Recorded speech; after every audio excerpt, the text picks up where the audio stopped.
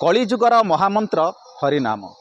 हरिनाम को जपि जपि एक भक्तिपूर्ण माहौल परिवेश सृष्टि होई।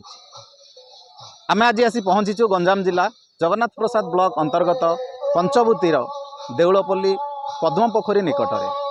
तो ये भक्ति वेदांत इंस्टीट्यूट आनुकूल्य रे तो आरंभ हो जाइछि नामयज्ञ, अन्नयज्ञ, घृतयज्ञ, गोयज्ञ, गीतायज्ञ। ताहले कौन रही एठिकार परिस्थिति केउ उद्देश्य रे एठी एई भली आयोजन होइछि चलंतु पचारि बुझिबा। आम सहित आयोजक रहिछन्ति एवं किछि दर्शक रहिछन्ति। गंजाम जिला जगन्नाथ प्रसाद ब्लॉक पंचभूति ग्राम निकटस्थ देउलपल्ली पद्मपोखरी प्रांगण रे श्री श्री कृष्ण बलराम सेवा आश्रम स्थापन निमंते भक्ति वेदांत इंस्टीट्यूट आनुकूल्य रे द्वितीय वर्ष रे गीता मोक्ष उत्सव अनुष्ठित हो जाइछि। एही अवसर रे 24 प्रहर अखंड नामयज्ञ, गीतायज्ञ, अन्नयज्ञ, गीत कथामृत अनुष्ठित हो जाइछि। श्रीपाद विश्वाल महाराज को द्वारा आयोजित एही भक्तिपीठ रे गोकुलचंद्र द्वारा कर्ता होई कार्य करिथिबा बेले पंचभूति, सागुआसाही, गड़साही, चढ़ियापल्ली, कुमुंडी, लुणी ढेपर नाम दल जोगदेई हरिनाम परिवेषण करुछंती।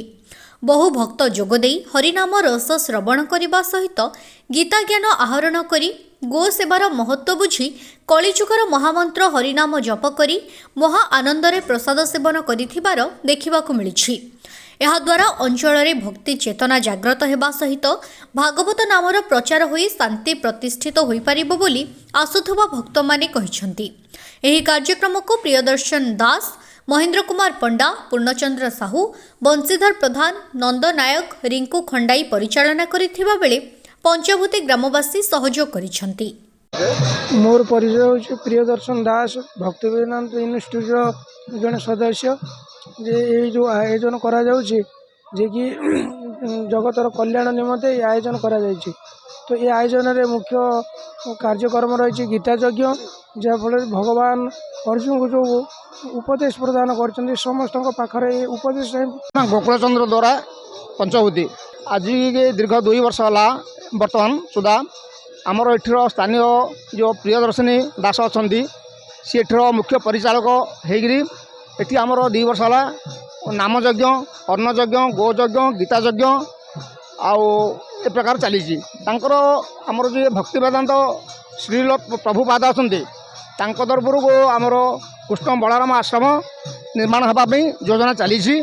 आज मुख्य उद्देश्य हूँ आज जो कलिकाल जुगे जो पथभ्रष्ट युवक मैंने बेसी बाहर आम जो विभिन्न जो अन्याय अत्याचार चली यार किसी सुपरिवर्तन करने आमर जे स्थानीय अच्छा मुख्य परिचालक प्रियदर्शन दास सी चेष्टा चलती आम कि साहय सहयोग जी पारुचु किंतु सी जहाँ परिश्रम करुँच सी कौटू आणुंट कौन कर भगवान को जना आ बहुत अक्लांत परिश्रम करी चेष्टा चली आम गोटे भल कृष्ण बलराम आश्रम करने। आमर पंडा ग्राम देउलपल्ली